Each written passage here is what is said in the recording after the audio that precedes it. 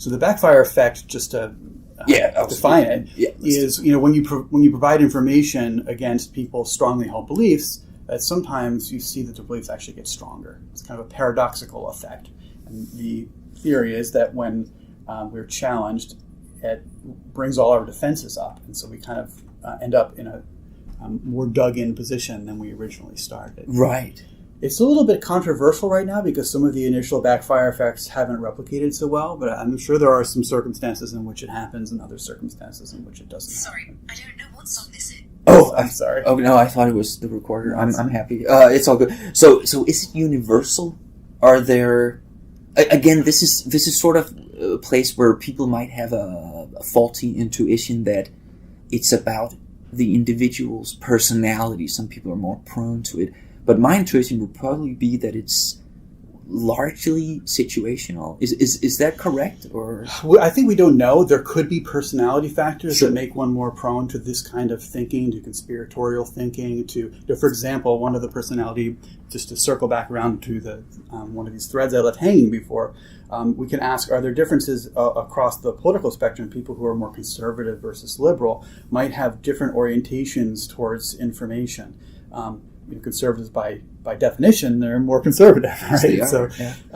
So those are things that relate to personality and relate to genetic factors. But you're right. There's situations in which all of us exhibit these things to some degree.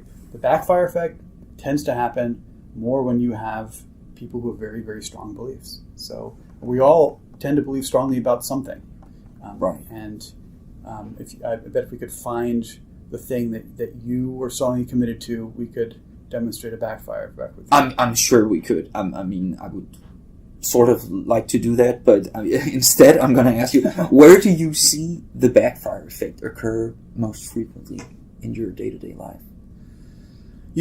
I think everybody's had this experience of trying to have a conversation with someone who disagrees with you strongly about something. It could be at Thanksgiving dinner with your family when politics comes up.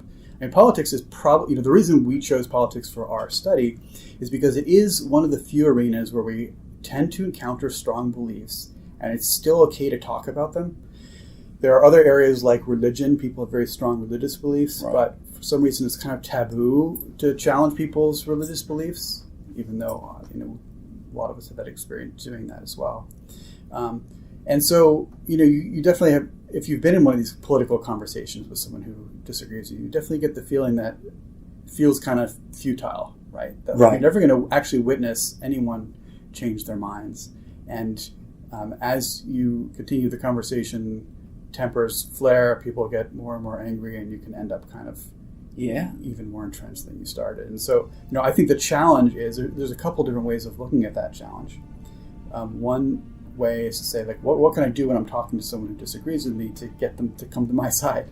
I like to think of it the other way around, which is when I'm having a conversation with someone I disagree with, what can I do to make myself more open to the information that's coming into me? Right. And I think if we flip it on its head like that and think about what we can do to remain more flexible ourselves, it's easier to make some headway.